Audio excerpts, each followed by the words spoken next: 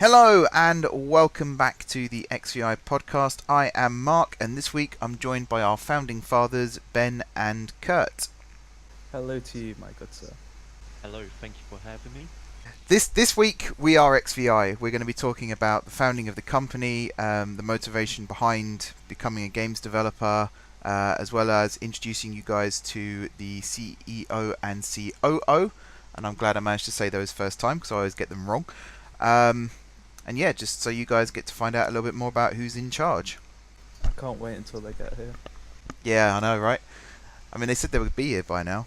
They're late again. So yeah, let's get started. First question, and I'm going to aim it at Kurt. Since Kurt was the sort of brainchild of the company, I have got that right, haven't I? Yeah. So, what first interested you about visual novels? What first interested me? Well, I don't know. I've been very much into anime and manga, and it's a new platform which I discovered that intertwines both anime and manga as well as gaming. So having the two together into one just really hooked me on. That's a pretty good answer, actually. For the audience that aren't aware, visual novels is what XVI specialises in. I personally hadn't heard of visual novels until I started talking to Kurt about XVI. So I'm still very much a novice in the genre. So this is more for me than anyone else, these questions at the moment. Yeah. So when you were at uni and you had the idea for setting up a games developer, was it always a visual novel that was the goal, or were there other types of games that you wanted to develop first? What, for my university project? Yeah, both for uni project and for XVI. Okay. I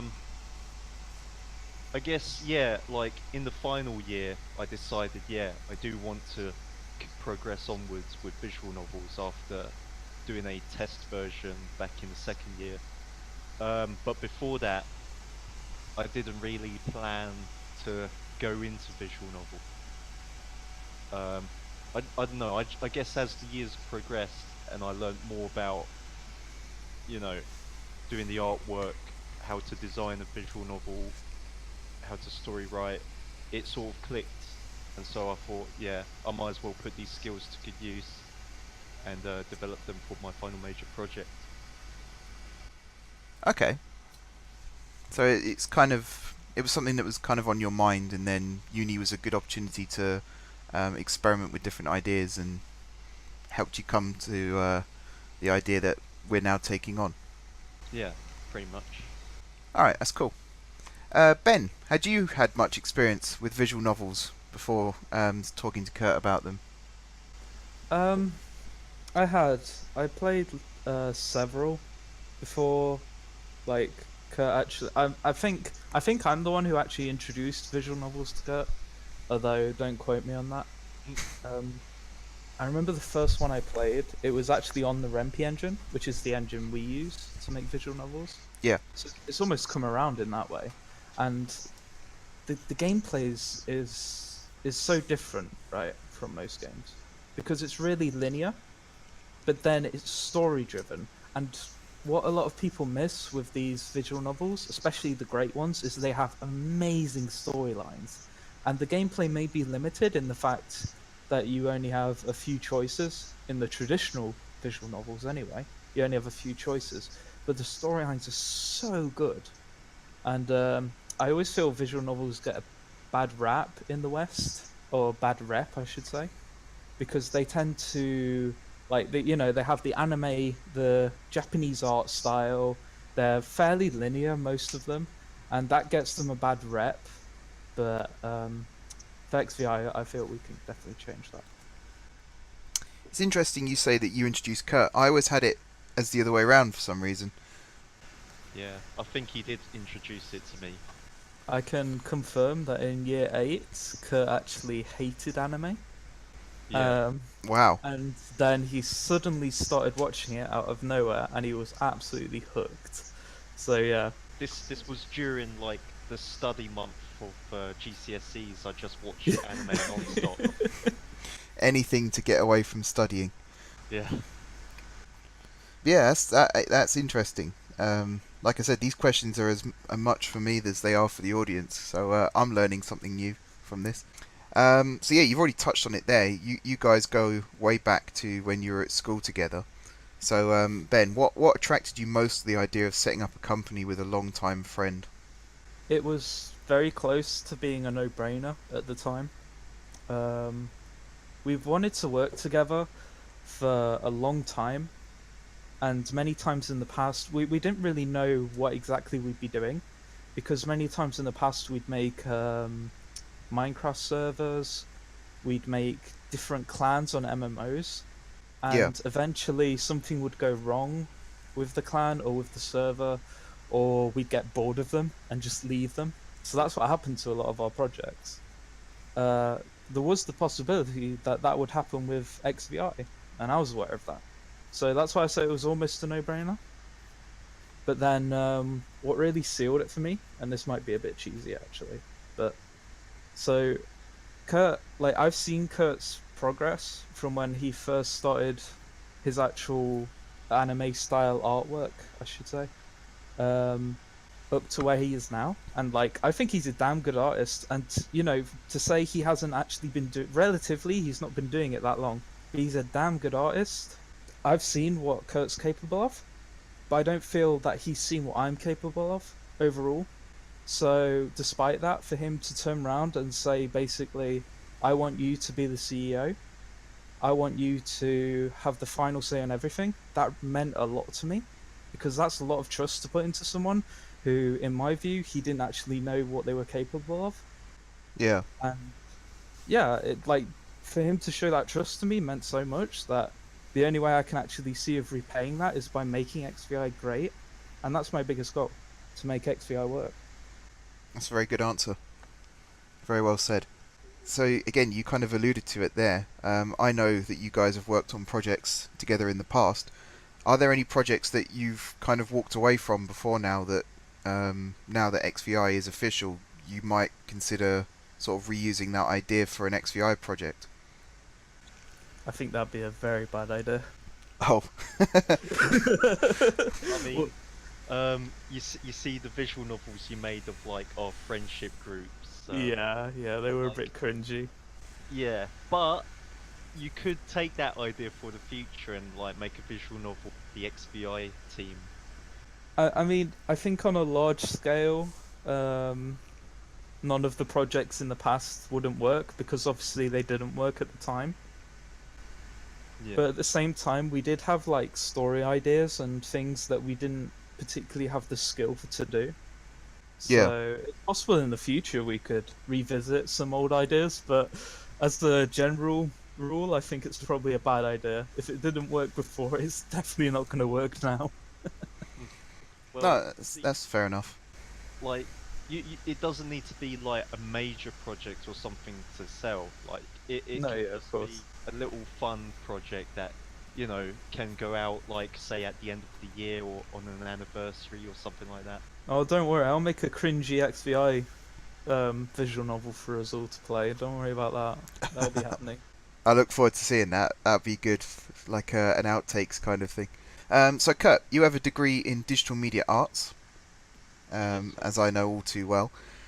Was part of the motivation for studying DMA wanting to work in the video game industry? And did you at any point consider perhaps switching to game design partway through? Okay, so I have been indecisive pretty much all my life.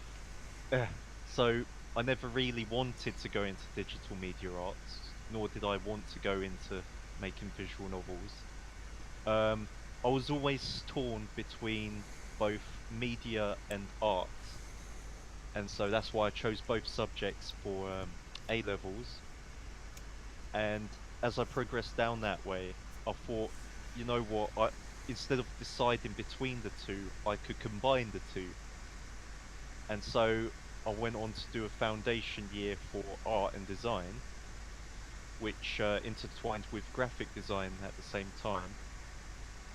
And yeah, seeing digital media arts did help open up more ideas and more opportunities, as it like allowed me to learn a lot more different types of mediums, a lot more platforms. So yeah, I could delve into coding, into sound design, into art making, um, perspectives, drawings. Yeah, just practicing into each category and expanded my skill set. So Yeah, yeah, that's interesting. It's sort of echoes. I know this podcast isn't about me, but it sort of echoes my story a little bit. I was always fixed on being an engineer until I got to uni, and then sort of realised that actually there's other options available. So, turning my um, career goal of being an engineer into running a YouTube channel on the side as a hobby, and then making sort of the knee-jerk decision to switch to media and pursue that full time. I can definitely see where you're coming from as well. We know that your skills as an artist, um, I mean, the avatars that everyone's seeing on the screen right now were created by Kurt, as well as the XVI logo and loads of other assets that have been used so far on the channel. Ben, as our lead programmer, do you find that your skills between you and Kurt complement each other quite well?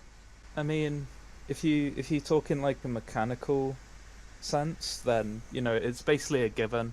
Kurt does the art, the storyline, the design, the UI, and then I do the coding for it. I make it a reality in a way, and then just put his assets on top of that. So I feel like in that way we complement each other quite well. And then at the same time, we have very different ways of actually looking at games and storytelling. To me, I think I see a more consumer side, whereas Kurt, he looks and like judges games and like forms of media in a creative aspect, and like he'll appreciate things that maybe I'll ignore, and it might be the other way around as well. So I very much appreciate the very intricacies of character development and stuff like that. So I feel like we do have that kind of synergy in a way. But I think it's worth saying, I feel like Kurt sometimes probably doesn't actually need me, you know, because I need him. If I don't have the art, if I don't have the assets, I can't do anything. Whereas Kurt, he can do the assets himself, he can do the UI himself, he does the storylines himself. Like, he could do the coding, like he's done coding before for visual novels. So, if you were to put it into like a percentage kind of thing, it might be a 65-35 kind of thing. But that's purely on like a mechanical sense, right? If you were to go meta, then I feel that I can bring things. We cover each other's weaknesses, basically. yeah, Yeah.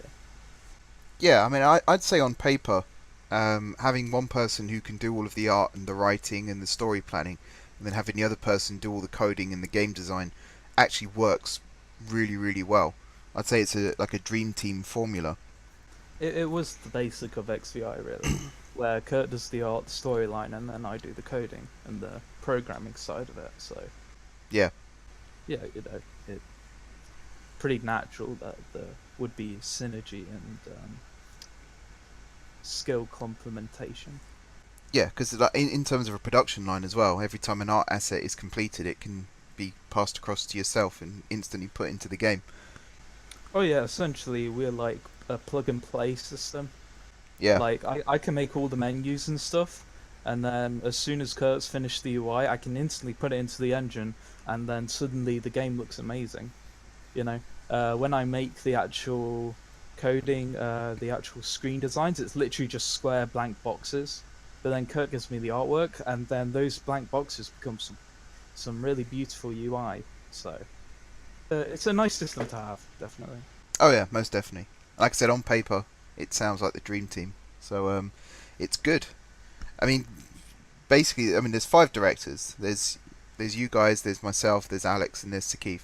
But I think at the moment you can take me, Alex, and Sakif out of the equation, and XVI can still be just as successful as it is currently.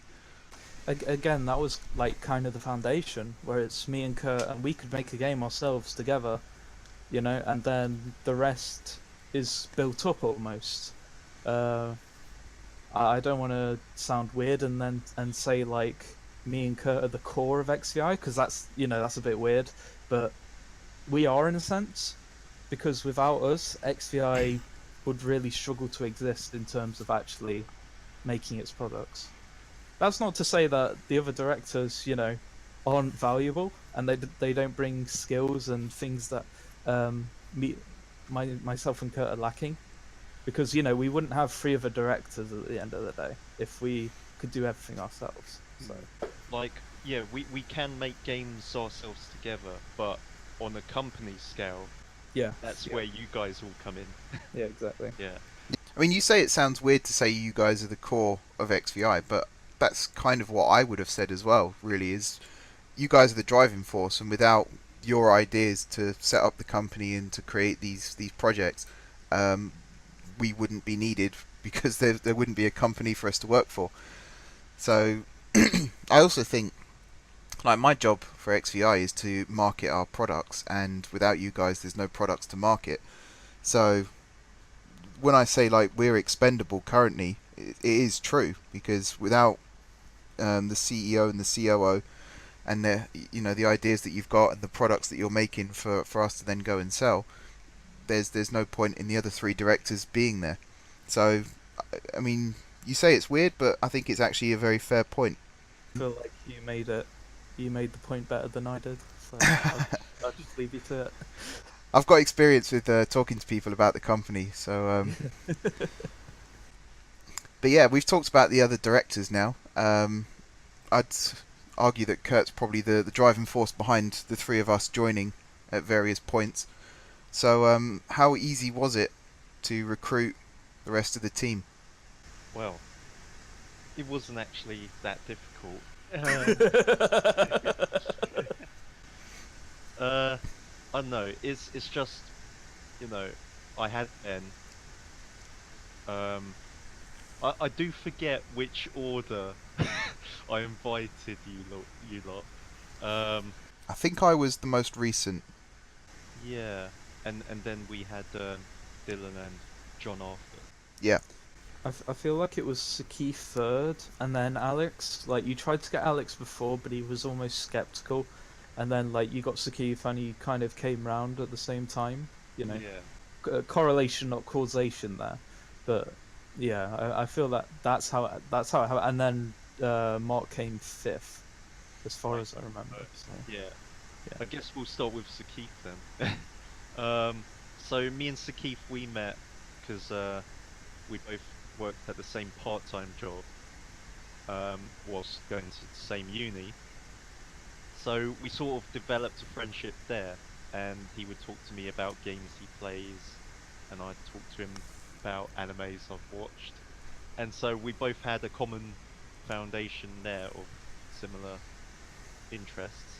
And yeah, when he told me he studies law at the university, I thought, you know what, our company sort of needs a business and legal side, and he seems like the right person for it. So I told him about my idea for the company, about visual novels, and I sort of got him into visual novels as well, making him play like The Letter, for example.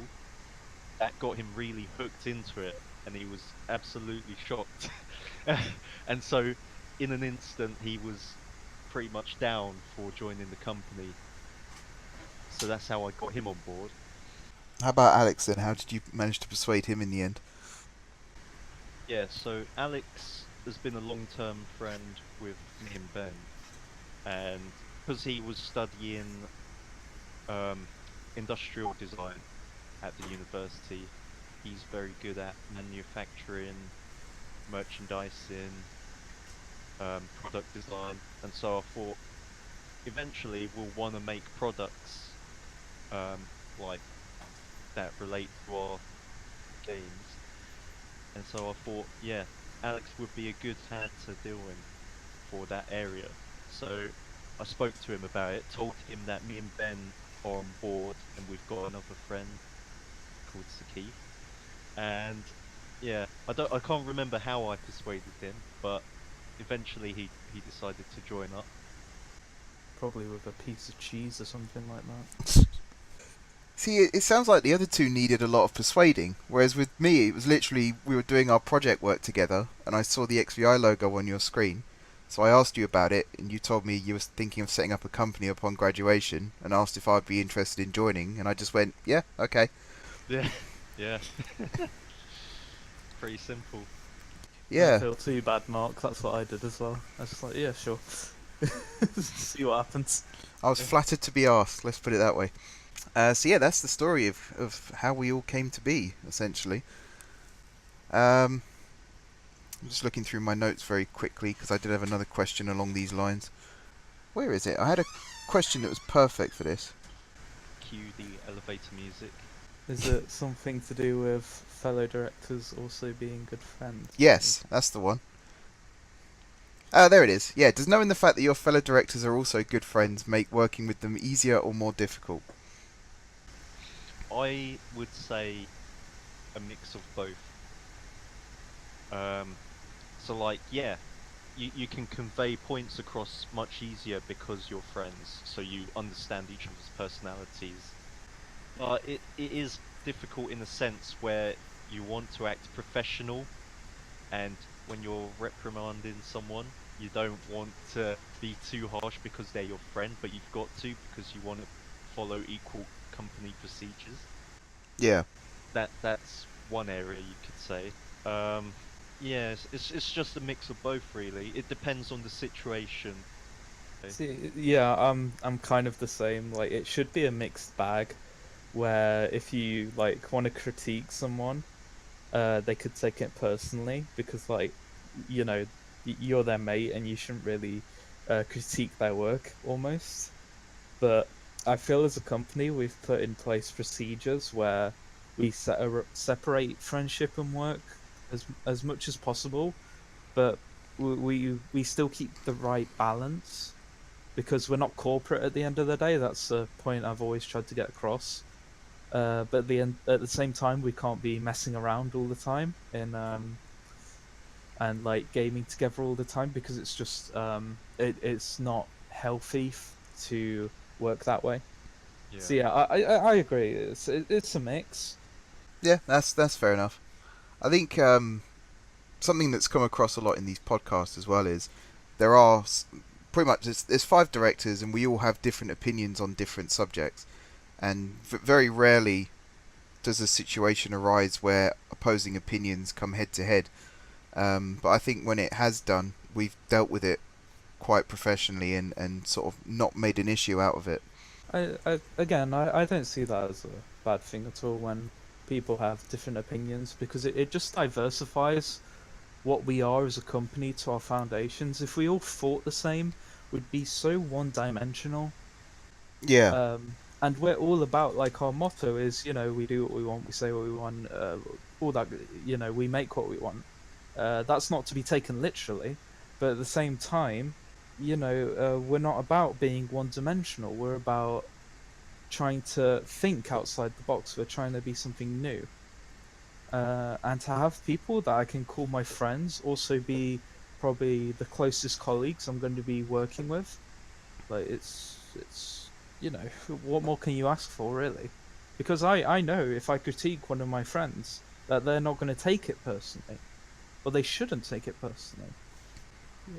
That's not going to be the same for everyone, but I feel like for us, we're unique in that aspect. So, yeah.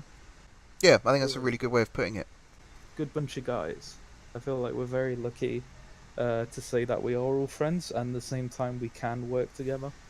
Because normally, you know, that's just a big no-no. You shouldn't be friends with your colleagues, but I feel like we pull off the balance pretty well.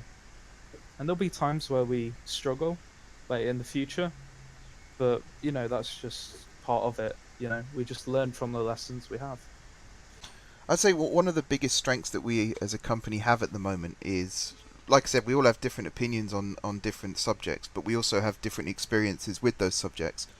So I know with some of the directions we've taken with our major project, they're not ideas that I would have personally gone with, but because I trust you guys I trust your judgment and I trust your skills with the decisions that you've made. It kind of makes it a lot easier for me just to sit back and say, these guys clearly know what they're doing. They know a lot more about it than I do, so trust their opinion and sort of ignore my own self-doubt about it.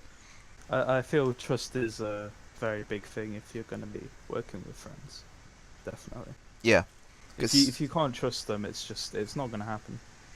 Because I got the chance to play Kurt's final year project last year, which was a visual novel, and just from that, what was it, 10 minutes I think I sat down playing it for, and I just thought, this guy knows what he's doing. This is a really well made game. I think that might have even been around about the time you asked me about joining the company, and that's kind of what made my mind up for me. But yeah, I'd say that's one of XVI's strengths. Are there any other strengths that you would say separate us from the rest? Oh, I think the fact that we're very young, the fact that everyone on the team is, sorry Mark, but relatively young, right? But everyone's talented too. So we're very young, we're very talented, and yet we don't have any experience. So normally, that's not a good thing. But despite not having experience, what we've been able to do so far is absolutely amazing. And we can only grow. We're not going to, diminish as people. We're going to grow as devs and as people. And what we've been able to do so far with little to no experience in what we're doing is actually just phenomenal. Amazing. Yeah. I'm not going to try again with the first word.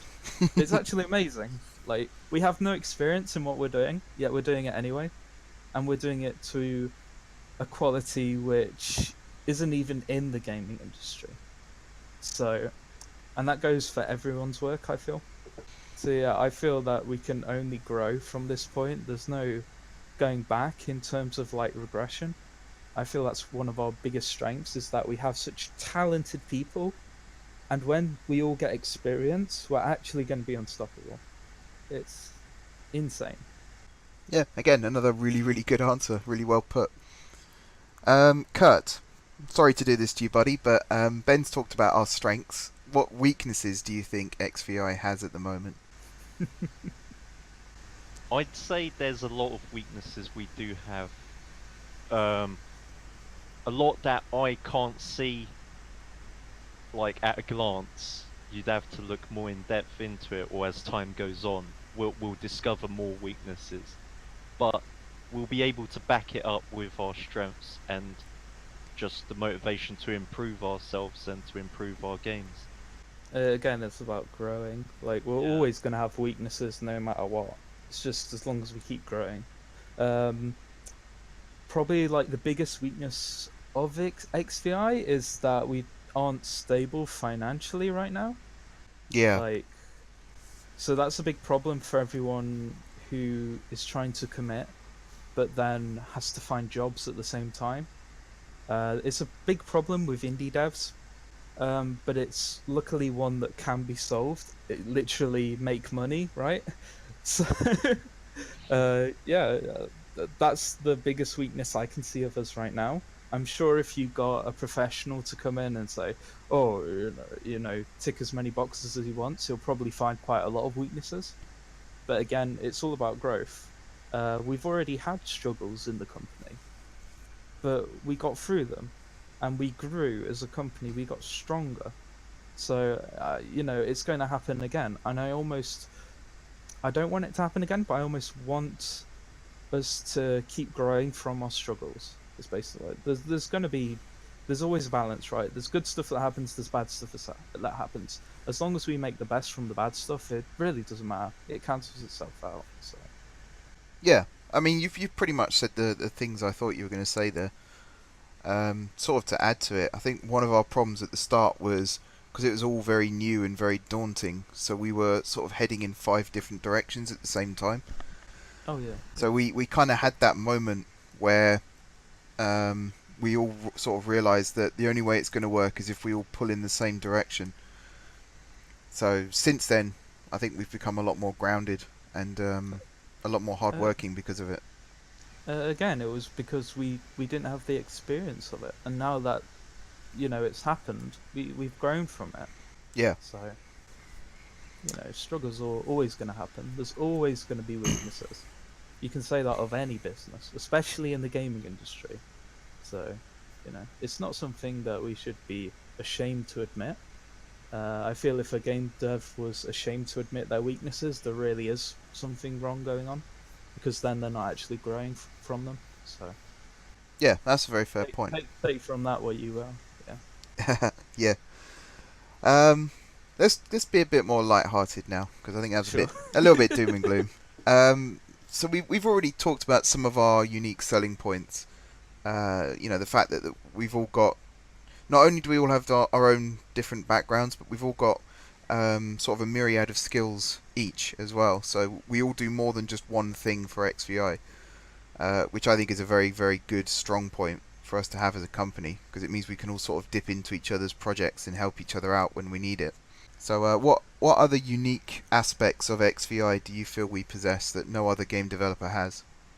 I feel XVI we can be a driving force in like the gaming industry, because we aren't trying to appease anyone with our games. We're not appeasing corporate, and we're not appeasing the gamers. We're making games that are we're making games that will make money, but at the same time will leave customers satisfied and let them just enjoy the game. That's what the basis of this company is. Well, we say what we want, we do what we want, we make what we want, and like I've said, don't take that literally, because there's boundaries. There always are boundaries. But I don't think we'll ever constrain ourselves because someone thinks our content is offensive, or if someone wants our content to be a certain way. We make what we think will be the best. And unfortunately, these big game devs, they seem to try to pander to certain audiences. And then the small indie devs, they tend to go over the mark, try to pander too much to the audience. Whereas I think we've got the balance here. Everyone's very heads on shoulders for this bit. We really know what we're doing. We may not have the experience, but we really know what we're doing in terms of game design. So we know what we're selling, essentially. Yeah, and that kind of echoes something. I think it was 2 weeks ago in the podcast you mentioned about being too corporate, or was it too? There was too consumer or anti-consumer. Those are the terms you used. Yeah. And again, I can definitely think of examples of games that fit both categories. So it's good that we're sort of hitting that middle ground, because obviously we want a fan base and we want to keep them as happy as possible, but at the same time we don't want to make life too difficult for ourselves trying to release products. Well, at the end of the day, it's not a bad thing for a company to make money. Oh, exactly. As long as the products we're giving are good, great quality, with great story and interactive gameplay, and something that will really get people and make them go, man, this is a breath of fresh air, and I never thought I'd get this from a visual novel. And that's the feeling I want people to have, because like I say, visual novels get a bad rep. They do, and we really want to change that, because it's an amazing way to tell a story. Again, I wasn't aware of visual novels, mostly through ignorance. I'd never really heard of them, never really explored them. But now I know a lot about them. I've sort of done some reading myself, and it is a really interesting, unique way to tell a story, because it is kind of just a plot that's playing out in front of you, but every now and then something comes up and you make the decision that affects the rest of the story. I think that's a really innovative way to actually tell a narrative. I almost find visual novels, they are what you make of them. So they can be a casual game if you just want something for a bit of light reading, or they can be the steep narrative story where you choose outcomes to the ending of the game. It's what you put into it as a consumer, and I feel that's really unique to visual novels, because you can't play a strategy game, for instance, and play it really casually, because it's just not the experience, right? You can't Yeah. play a simulation game at the same time and play it casually, because it's not the market. Whereas visual novels, again, the theme for me this episode is balance. Visual novels is a really good balance between gameplay and actual casual. What's the plural? Just casual. It's a good in between. It's a good in between. I mean, again, that's just my opinion, right? Someone else is gonna have an entirely different opinion, but that's how I view it at the very least. So yeah, the next sort of question for Kurt is: we've talked about the founding of the company, we've talked about the company in the present day. What direction do you see the company going in the immediate future? Um, I see us expanding with more members who are very talented in their own right, who share a passion for visual novels in the heart, but also want to help progress and make other things as well, like, focus on, say, RPG games, maybe develop a new platform, maybe work on apps. Like bringing visual novels to apps would be also good, Yeah. especially to iOS and Android. Um, yeah, no, I just see us making more and more visual novels, but expanding not only to visual novels but other areas as well. Sorry to interrupt, but like I feel our initial idea for XVI is not that we are a visual novel developer, but we are almost a platform where talent can come and actually develop itself. We just happen to make visual novels primarily, but we've moved into YouTube now. We're doing this podcast. We're looking to have a platform-based website. It's XVI has so many ways to grow. I think that's what makes XVI so exciting to work for. Is predominantly it is visual novels. That was why the company was originally set up. But because we've now got more and more people that have other interests in different types of game or different types of media, we are looking to explore all these different options. So I can't imagine when you guys set up the company that you thought we'd have a podcast one day. Yet here we are. It's I do like the fact that we're very open-minded and very forward-thinking. So we're basically willing to try anything at least once to see if it works or not. So yeah, Ben, as CEO of the company, a lot of people think that's kind of just a throwaway term, like you're the boss and that's it. But we know that there's a lot of challenges that our audience doesn't really consider that you face on a daily basis. So can you give us an insight into some of those challenges and how you've sort of dealt with them? It'd be easy to say there's a lot of pressure on me, right? I'm essentially a CEO for a games company is basically the face of the company. They do the big reveals at game conventions. I was nearly plugging E3 there, but well, I've done it anyway now. Yeah, it'd be very easy to say there's a lot of pressure on me, but I have so much support internally and externally that I can't actually say that. So instead, what I'll say is, like, the face of the company in a sense. That's through success and failure. So if there's success, I'm gonna look really good. If there's failure, I'm gonna look not so good.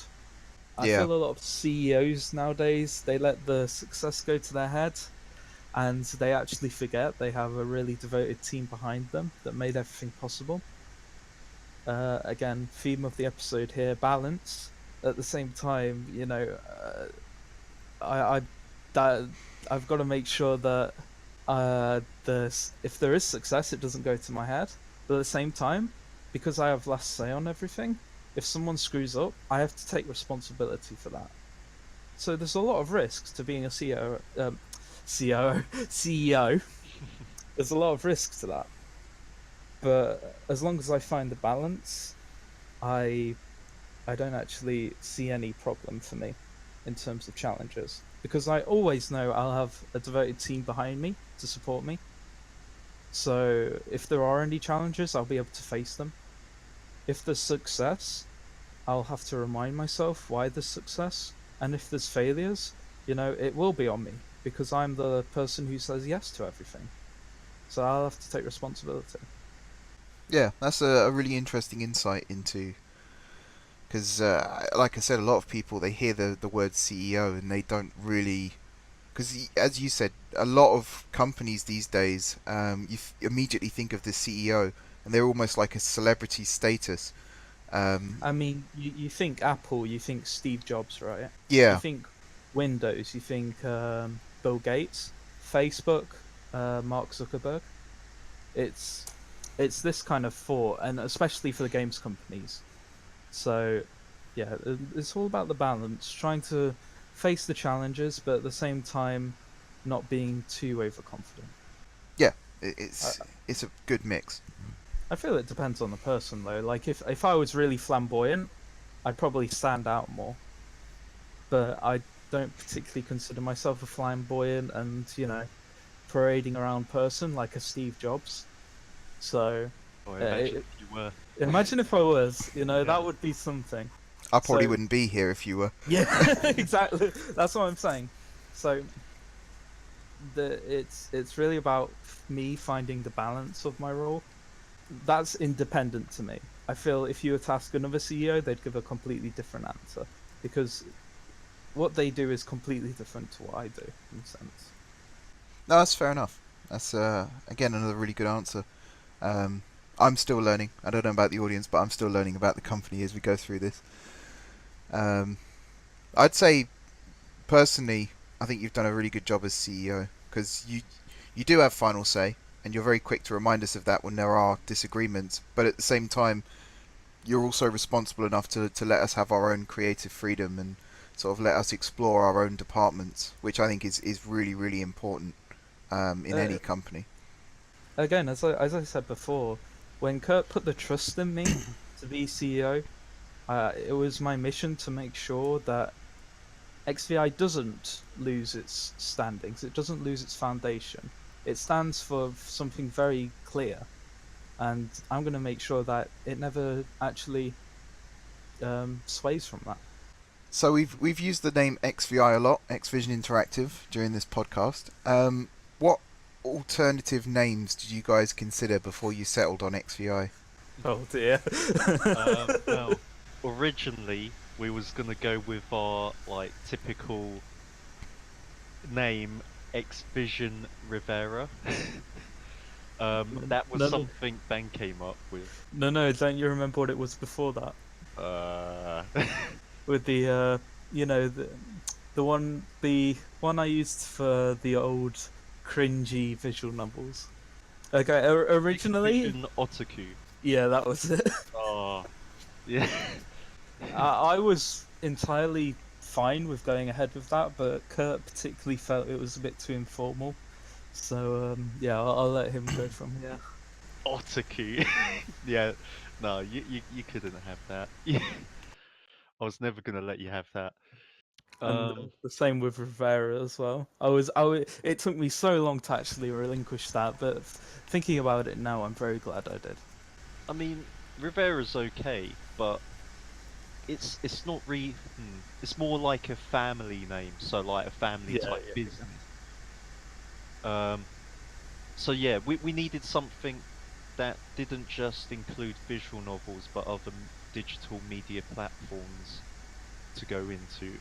And so interactive was a good term to replace, um, seeing as we want our products to mainly be interactive to the audience.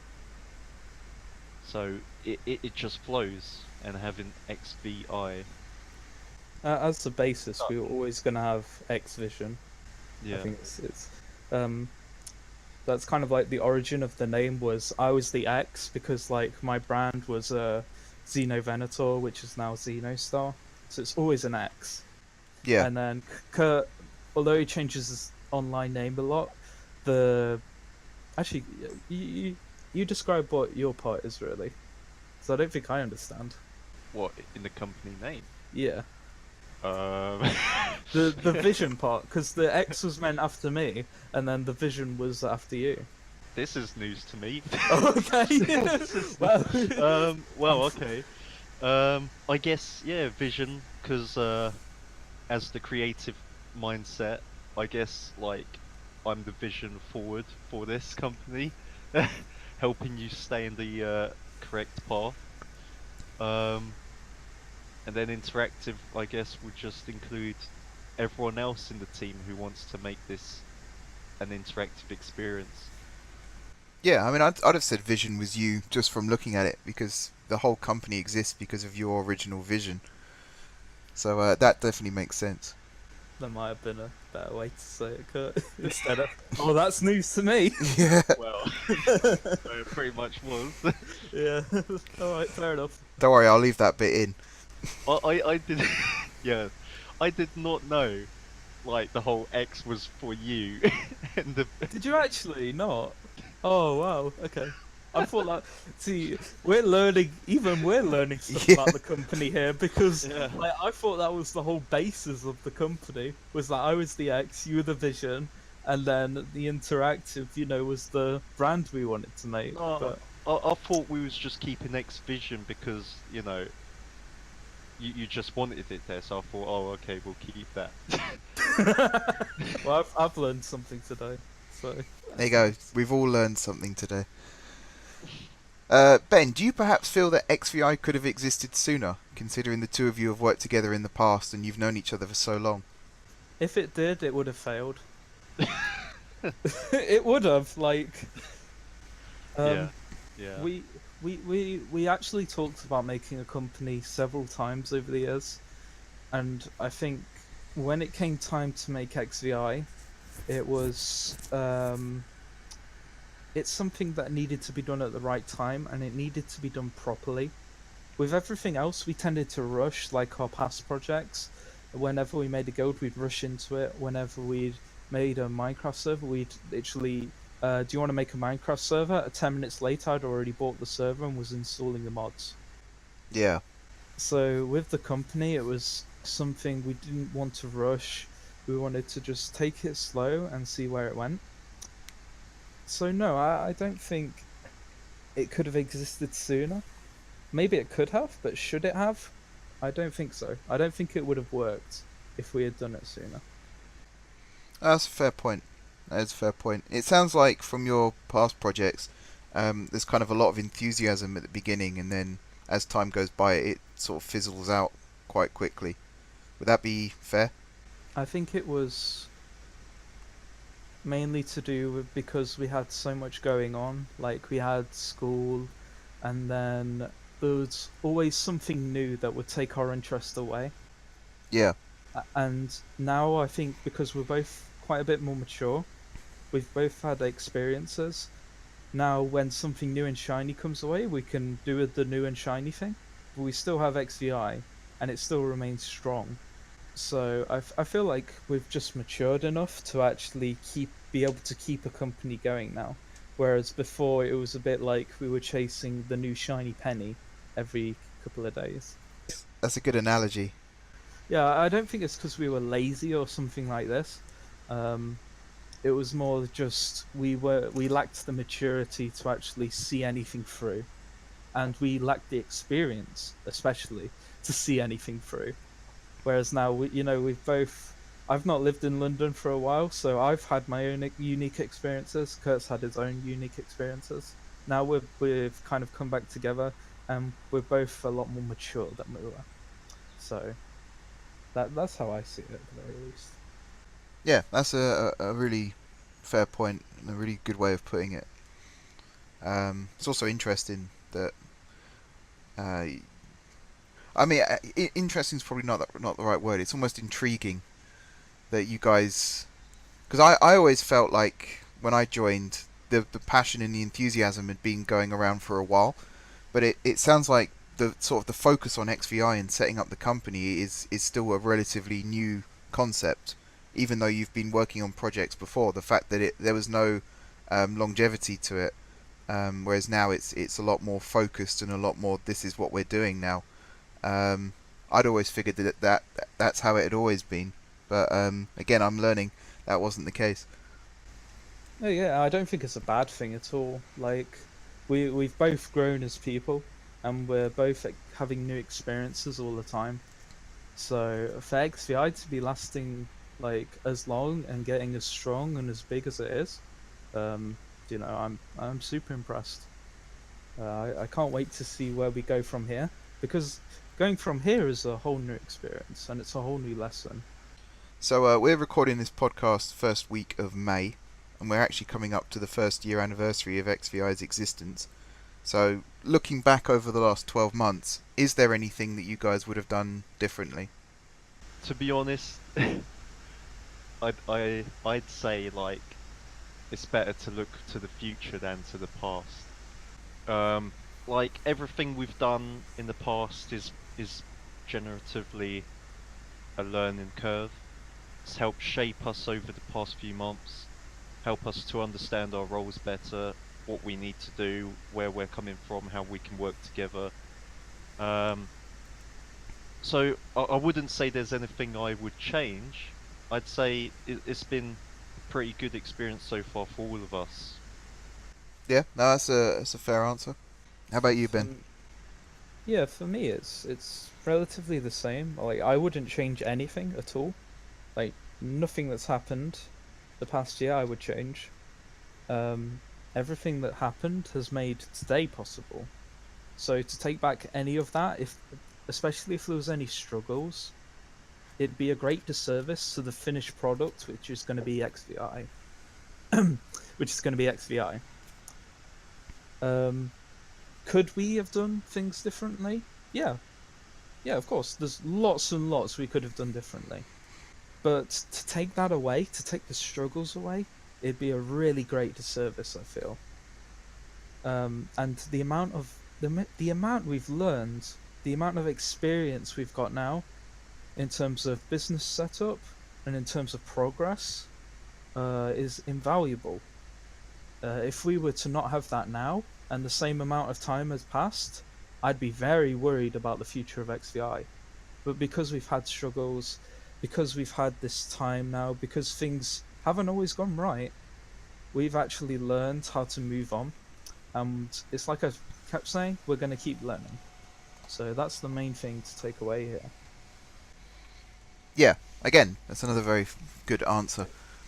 I could probably reword the question slightly, because I'm just thinking about if there's anything that I would have done differently, and I'm with you guys really. There's nothing that I would have done differently, but there are mistakes that I have made. From a video content creator's point of view, there are mistakes that I've made that I have kicked myself over. So no one will know this because it doesn't come across in the video. But if you go back and watch the second podcast, the Minecraft video, all the audio from that was taken from Alex's footage because I forgot to unmute my microphone and desktop audio. So that's why you might hear random zombies dying in the background, because it's all from Alex's feed. But then at the same time, Alex forgot to turn his microphone on, so he doesn't say a word throughout that entire video. So I think it's kind of... I used to look at it as like a mistake, whereas now I look at it as it's just a little quirk. Makes the video that much more different to all the other videos out there, is little things like that. Okay, yeah. In that case, I guess I'd change. I was almost scared, in a way, of what I was doing. I'd be scared to talk to everyone in terms of what we should do as a company. Whereas now, I don't feel that anymore. I feel comfortable, where if I need something answering, I can just ask it straight away. I feel that's more down to our cohesion than my actual, whether I'm insecure or something like this. You know, I feel our communication lines are a lot better now. But no, actually, I don't think I do change my original. I think my original answer is the same. There's nothing I would change, even if I could. It's the same. Even though you made a mistake for that podcast, you've now learned from it, and I guarantee maybe you'll make the mistake again one day, but it's not going to be in the next 10, 20 podcasts. Oh no. I have a system in place now to make sure that doesn't happen again. It was such a To- dumb thing because when we were setting up, I had all my audio unmuted, and I literally muted it for what I thought was just going to be 5 minutes while I just finished setting some stuff up, and then just completely forgot that I'd muted it. Well, yeah. To be fair, we did keep you hostage with you trying to tell everyone how to set their audio up. So Oh god, yeah. I Again, feel like it was. I feel like that was a company-wide mistake there. You were like our only tech boy. I was off doing something while you were helping the others. So I think though, from a standpoint of how we've progressed as a company, like even though I have 6 years of YouTube experience, I still consider myself a novice. So to be able to just sit and help you guys set up your OBS, that was quite a monumentous occasion for me. I think ask any of the directors and they'll probably say the same thing. Of we all have degrees or we're in the process of getting degrees, but we still don't consider ourselves experts, as it were. And it's only when we start actually applying it to our daily life, and particularly working with XVI, that's when it sort of hits home of, oh yeah, we are actually qualified professionals and we do know what we're talking about. yeah, it's generally the same. I mean, we've got incredibly talented individuals, and it took us some time to actually bring everyone together and bring everyone kind of on the same wavelength. But once we've done that, we've got so much talent. Like, it's insane. We have holes in our talent. Like, we didn't have a music composer or anything. But we've got that now. So that's another whole field. I get what you're saying though. Like every day is a learning experience, and we're getting better and better at dealing with these little issues that arise because of that. Yeah. It's very easy to have a negative view of learning, especially if like what you're learning from is something negative. But I've tried to, especially this year, I've tried to look at every experience as a good experience, even if it was bad, because it just means you can learn from it. And as long as you learn from something, even if it's a mistake, then it's still a positive experience, or at least it should be. And again, sort of like a behind-the-scenes insight into the company. So, Ben, you're a coder, but you have other skills in other areas. Kurt's the artist, but he can also write scripts and code, which is also valuable. Alex does industrial design, but he's learning pixel art at the moment, which is something that none of us really could do before now. I have my video editing and video production skills, but this will come as a shock to a lot of people, because when I tell people, they don't seem to realise, but my background is engineering, and technically it still is. So up until 4 years ago, I was doing mechanical engineering, and then I switched to media. So I have skills in both areas, and that's kind of where me and Alex overlap, is product design. We can both do CAD modelling, simulations, that kind of thing. Keith has his law skills, but he also has some drawing skills that he's starting to apply. And then beyond the directors, Dylan is our all-round guy at the moment because he does have skills in all different areas. I think that's a really valuable commodity that we as a company have. We're very versatile. I mean, if you want a culture shock of skills, I might be the lead programmer, but at university I'm studying ethology, which is animal behavior. I was waiting for you to say that. Yeah, I'm not even in the same field. Like I'm completely opposite spectrum in terms of education. So yeah, the versatility it's very unique because we're all so young. But at the same time, we have so many different experiences and so many different skill sets. It can't be understated. It really can't. Well, we'll send that as a message to our audience as well. Whether you want to work for us one day or any other game developers or any other company, in fact, and you feel like you don't necessarily have the skill set currently, you'll be amazed at how many people have got very high up in their fields when entering with no experience. So always just you can go two ways about it. You can either teach yourself the skill beforehand, or you can apply for your dream job and learn on the job. The key thing is to not give up, because there's always a way in if you work hard enough. If we were ever going to give careers advice, I'd say be a genuine person. Like, it doesn't matter what experience you have, it doesn't matter what skill sets you have. If you are a genuine person, I will probably take you over someone who's like, semi-experienced. Because especially for a small team like us, it's very important that we all have synergy and that we all get along. We're very lucky in that recently we've had the help of our music composer, John. There's a link probably to his website in the description. Yes, there is. And he is a genuinely very nice guy. And he just happens to be very skilled. So we're lucky in that sense. But my parents ran pubs when I was young, and they would take genuine people over people that had experience. So don't be put down if you don't have a grand degree. If you have, or like you don't feel you have a skill set, because you probably do. And as long as you're a genuine person, I guarantee someone will take you. I'm not saying I want people who have never done any kind of artwork to then suddenly apply and be like, oh, I want to be, head artist or something like that, because that's not how it works. It's the willingness to learn rather than because I mean there's the whole aspect of, we do want some experience at the end of the day. We do want someone who can do the job, but at the same time, we're not just going to look at a CV as to who's got the best qualifications. So we're almost out of time. There's kind of two more questions, and I'll ask them both at the same time now because they do tie together quite nicely. So the first one is, how big do you think XVI can become over the next 2 years?